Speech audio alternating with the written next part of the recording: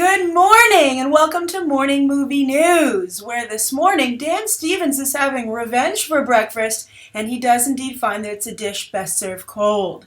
Now, those of you who are not familiar with Dan Stevens, he played one of the main characters on Downton Abbey for several seasons, Matthew Crawley. But then he very controversially decided to leave the show so that he could pursue a film career. He said to himself, "Downton Abbey ain't gonna last forever. I need to strike while the iron is hot." He annoyed a lot of fans, especially in the UK, because he died during the Christmas special, which aired on, I believe, Christmas Day. So I remember at the time a number of people were tweeting that Dan Stevens and Julian Fellowes ruined their Christmas. But Dan Stevens said, "I gotta do what I gotta do," and he set sail for America. And at first it looked like he made a huge mistake, so after people were angry with him, they began to laugh at him, as he found himself in really small projects where not only did he not get a lot of attention for the work that he was doing, but the projects themselves didn't get a lot of attention. And of course, at around the same time, Jessica Brown Findlay, Sybil, she left the show as well to pursue a film career, and it seemed they had both made a colossal error, especially since Hugh Bonneville, who plays the dad on Downton Abbey, Lord Grantham, for instance, just recently did Paddington, which is a very successful film, not only here in the United States, but particularly globally, and he's, of course, been able to do that while staying on Downton Abbey. Everyone had been saying you can't be on Downton Abbey and pursue a film career, but I think Hugh Bonneville just proved everybody wrong. But anyway, I said that Dan Stevens was enjoying some revenge, and that's because yesterday it was announced that he was in final negotiations to join a Disney live-action fairy tale. And not just any Disney live-action fairy tale, but Beauty and the Beast. That has very high expectations, not only because it's a much beloved Disney animated classic, but because it was nominated for Best Picture, which was, I believe, the first time an animated film had ever achieved that honor. Now, of course, that doesn't happen as much because of the Best Animated Feature Oscar, although Toy Story 3 was able to break through to the Best Picture category. But still, Beauty and the Beast has a very special place in the hearts of critics as well, so it's a very prestigious project. So he is in talks to play the Beast. Although you have to wonder on a side note if Dan Stevens isn't like, "Damn, I just prettied myself up, I went on a major diet, I starved myself, I made myself into a living model, and you're going to cover this all up with fur?" I think at this point, though, he should just take whatever role he can get, especially if it's this high profile. But here's a big question. If Dan Stevens is playing the Beast, how will he play the Beast? Will it be under a mountain of makeup, special effects makeup, or will he be a CGI character? Now, I'm actually rooting for a CGI character. When you see what they're doing with Andy Serkis and now even Mark Ruffalo over in the Hulk, and oh, by the way, that's going to be a Beauty and the Beast relationship already that's being hinted at very strongly. We saw the strongest hit yet yesterday with the Avengers Age of Ultron trailer 3, and that's Hulk and Black Widow, a different Beauty and the Beast. But anyway, I think that CGI has come along such a long way that I think that if you have someone just in special effects makeup, it's going to seem a little too TV. And they had a very popular Beauty and the Beast TV show back in the day. You might have seen pictures of it or read about it, which actually happened to co-star Linda Hamilton. And Ron Perlman, of course, Hellboy. So they've already done that with special effects makeup, and I think that it would just seem too small scale as a movie. Movies are supposed to be very grandiose. Disney really swings for a home run, swings for the fences with these live-action fairy tales now, going for a lot of grandeur. And I think that they would want a Beast that seemed like he belonged on the silver screen. Also, he needs to be considerably bigger. I think in the animated classic, that's one of the things that works so well, that he was this hulking beast next to this very delicate young woman. And Emma Watson, of course, who's playing Belle, is very delicate indeed. So I think if Dan Stevens just is like, "I'm the Beast," just be like, "Just shave, come on, I'm not falling for that." So, but I'm curious to your thoughts on that. But that's not the only casting announcement. They are moving forward very aggressively with their Beauty and the Beast adaptation. And it looks like they've also found their Gaston, and that's going to be none other than Luke Evans. I think Luke Evans visually is an excellent choice for the role, and he's also a very game actor. Now, my biggest question is whether or not he has the comedic ability to pull off such a role. You have to have some really good comedic timing to play Gaston. He's a very funny character, but at the same time has to be taken very seriously as a menacing character, which is also something that Luke Evans will have to portray, unless they're going to put the character in more of a gray area, because, of course, Luke Evans, I think, generally comes off as a pretty nice guy. I mean, he was the villain in Fast and Furious 6, or Fast 6, but still, I think deep down, especially moviegoers and fans have gotten to know him a little bit better, he seems like a cool guy, right? He's not going to kill the beast or try and force Belle into marrying him.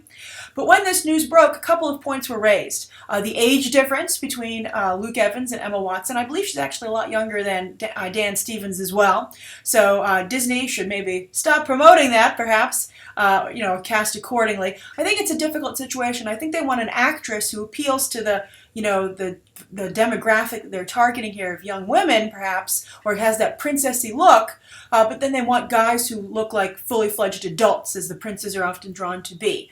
Hollywood, be it animated or live action, has a long history of misrepresenting what actual ages are like, and that's why I think when so many of us reach milestones, for instance, when I looked back at high school, I was like, man, or actually, when I was in high school, I was like, I do not look as adult as the characters on television playing someone my age. That's super annoying. I still look like a kid.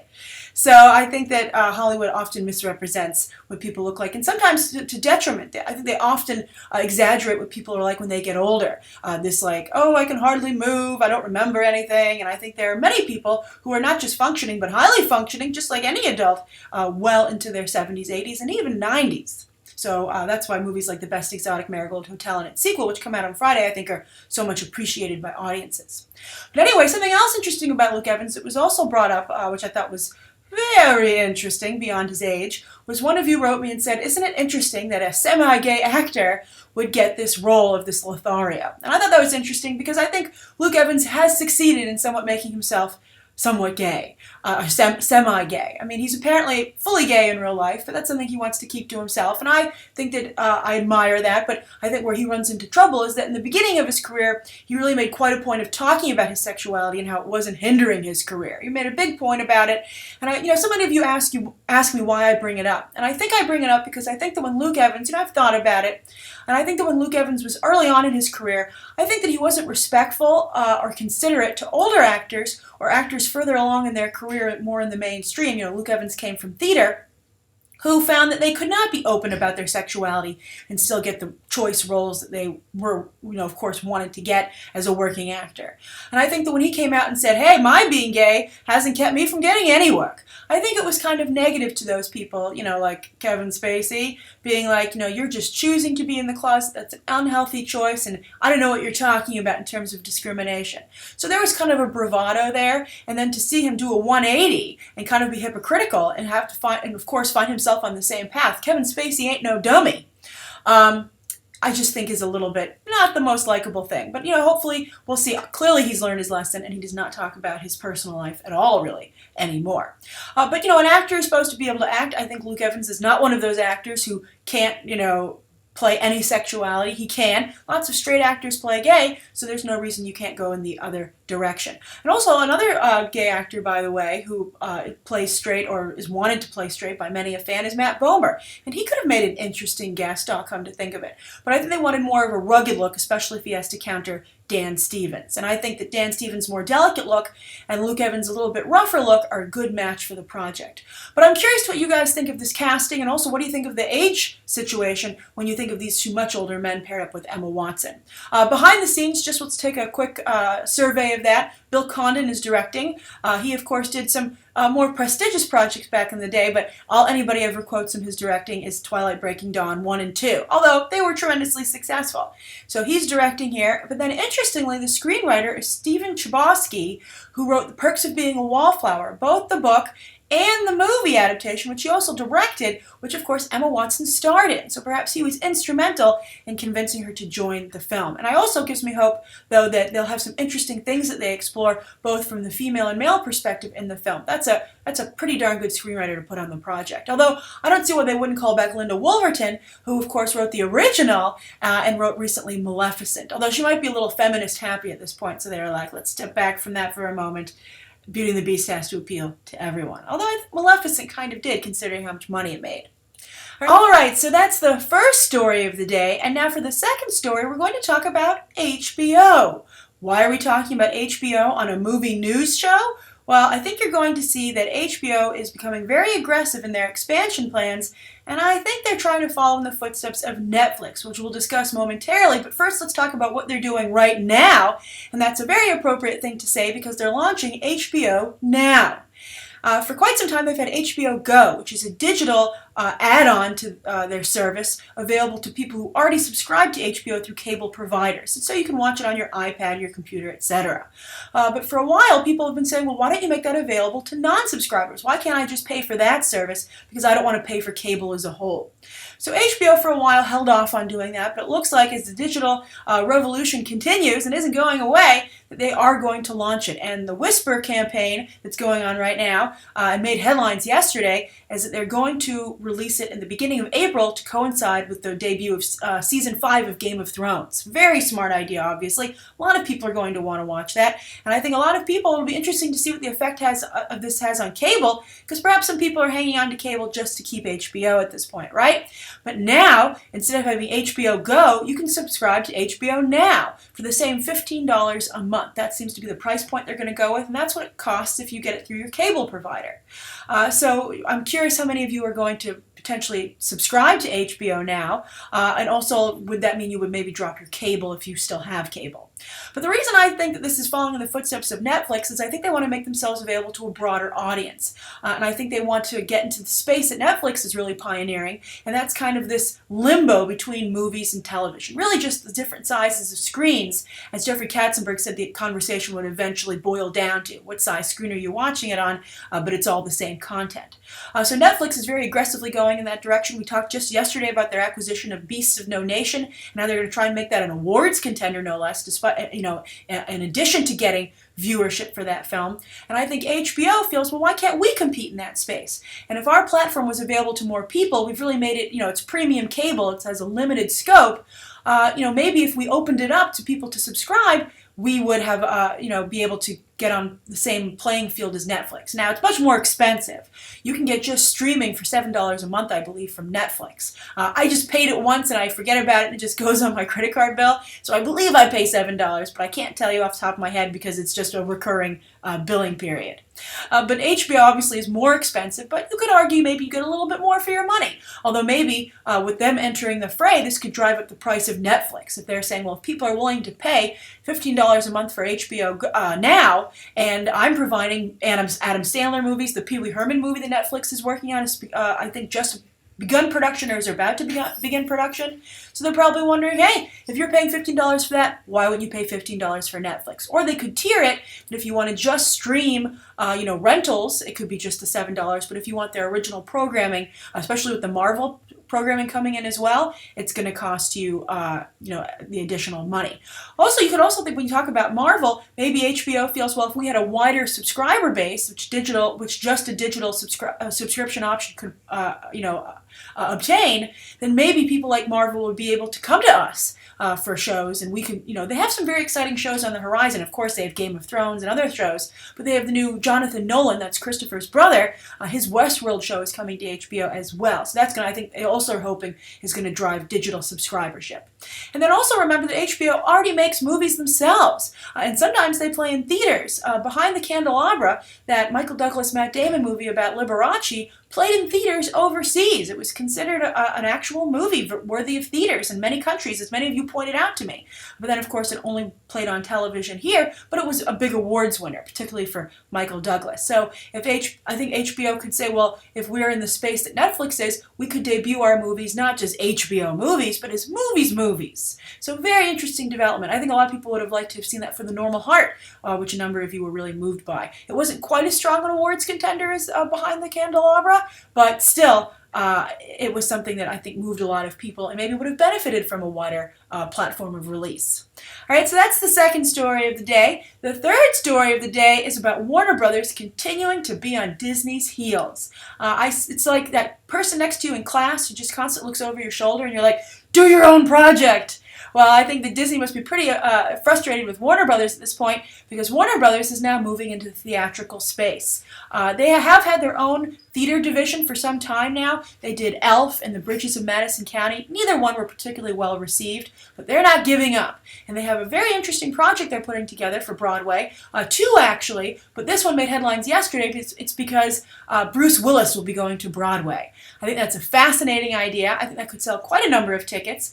And it's quite like the leap for Bruce Willis. If anyone's ever seen him on a talk show, he gets pretty loopy. He's a really spur-of-the-moment kind of guy. I think especially as he's gotten older.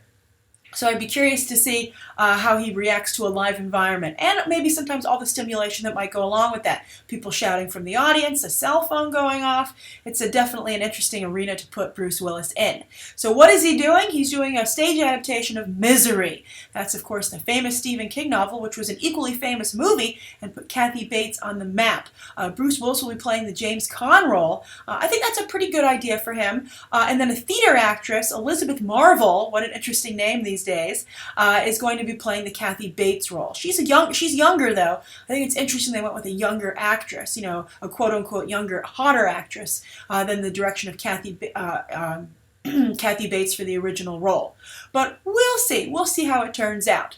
This is also another good sign is that William Goldman, very famous screenwriter. If you're interested in the screenwriting business, you should pick up his book. He wrote a really famous book, which I think is still the go-to or the first stop for aspiring screenwriters today. He wrote The Princess Bride, Butch Cassidy and the Sundance Kid, and the original film adaptation of Misery. So now he's developing it for the stage. And they're just being very aggressive in this arena, the theater. They also have a Charlie and the Chocolate Factory, Warner Brothers, that they're doing with Sam Mendes helming, and that's going to debut on the West End in London. That's London's Broadway, before it comes here to the United States in the 2016-2017 Broadway season. I think they're probably going to hope to capitalize on the success of Matilda, the adaptation of the Roald Dahl book, which also came to Broadway from London. And I have to say, I got the chance to see it, and it's an absolutely fabulous musical production, which did quite well with the Tonys. So I'm curious to see what you guys think. Would you see Misery with Bruce Willis on Broadway? How do you think Bruce Willis will do on Broadway? And what do you think of Warner Brothers moving into the space? And I think finally, what do you think of this kind of blockbuster mentality even seeping into the theater at this point? We've seen it with movies, we've seen it on TV, and now we're seeing it, in the theater. And I think it's really... while TV has original content, I think that this is a little bit more akin to what's going on with movies, and that it's a lot of remakes and reboots and, trying to trade off of brand recognition, be it star power or a property.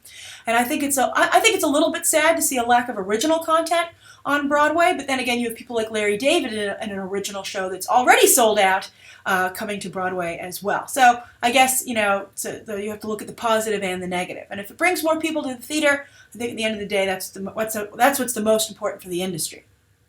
All right, so those are the three stories of the day. Now, the viewer question is from Ramon Salazar from Mexico, and Ramon says, "Hi, Grace, question. What would you say is the reason that many great movie directors lose their touch to the point that they can become they are barely the shadow of their former selves, like Ridley Scott, Francis Ford Coppola, David Cronenberg, and others? And what do you think makes a difference in the case of those who stay on the top of their game, like Martin Scorsese or Steven Spielberg? Hope you see my question. By the way, love your show. From Mexico, Ramon." Smiley face. Well, hello, Ramon. I hope you're having a great day in Mexico. And I think you have a very interesting question indeed. I think that the reason that sometimes directors lose their touch is for a couple of reasons. Sometimes, sadly, people only have so much creative ideas in them. Or they benefit from being paired up with a great writer, and that isn't always the case. That's why sometimes people maintain their creative teams behind the camera, and sometimes why it hurts them not to maintain that. When Ridley Scott started out, he worked maybe with some great properties, some great scripts, and he just happened to be at the right place at the right time. But then as he moved forward, he wasn't so fortunate, and unfortunately, what happens is that he wasn't enough on his own. Filmmaking is a team effort, and I think that's something people forget a lot. So sometimes the artiste, or the person who's at the head of the pack, the director, doesn't look as good because he doesn't have the backup that he needs. For instance, we saw at the Oscars this year, both Wes Anderson and Damien Chazelle really being lauded by those who won from their films for doing such a great job leading the team, inspiring the team. And apparently both those directors are aware of the importance of the team, but maybe not so much with those that you mentioned. So that's one reason. Just not enough juice for more projects, or not the right team-ups. Then the other thing is that when people start out in their careers, they have a lot to prove. They become very, they're out to make a name for themselves, and they're taking risks. So you see a little bit more zeal, a little bit more aggressiveness. But then, as they become very successful, sometimes people become a little bit of a victim of that success. For instance, they don't want to upset maybe some big names. They're like, hey, I like having lunch with so-and-so, so I don't want to upset, turn over the apple cart. I have a good relationship with the studio. I don't want to mess that up. So they don't have anything to prove. They have something to protect. And when you're in that kind of stance, particularly creatively, sometimes the work can suffer. So I think that's another reason. Then sometimes they don't change up the game enough, or they're not able to do other genres. The people you mentioned, Scorsese and Spielberg, are very good at doing different genres. But for instance, Francis Ford Coppola, I think that the Godfather was really in that guy's wheelhouse, obviously. That was the trilogy he was meant to make. He had a great affinity for it. He knew what he was doing, more so than the studio, actually, when you read about the fights he had with the studio over casting, etc. But I think maybe he just didn't have, he's not meant to make more than a great, gangster film. Maybe that was just the best place that he can work, and his talent isn't transferable. And then also I think sometimes people become a victim of their own success, not just from protecting, but sometimes they become a little bit too self-indulgent. I think you see this happen with the Wachowskis. Nobody polices them anymore. They're like, oh, you're such a great artist. How dare I give you notes or try and tell you what to do? Or instead of that being imposed upon them, they put it out there. They say, how dare you give me notes? I'm a genius. And then that's a case where the studio doesn't want to upset the apple cart. So I think that's another reason that sometimes directors lose their touch. So I think the big takeaway here is to always remain humble, never become jaded, and never buy into your own hype. Always make sure that you keep it real and that you have someone around you who keeps it real for you for those times that you are unable to do so. All right, so thank you so much for your question, Ramon. Thank you, everybody, for tuning in. Please write down below what you think of today's top 3 stories and the viewer question, anything you'd like to see covered tomorrow, and any questions that you might have. Thanks for watching. Bye.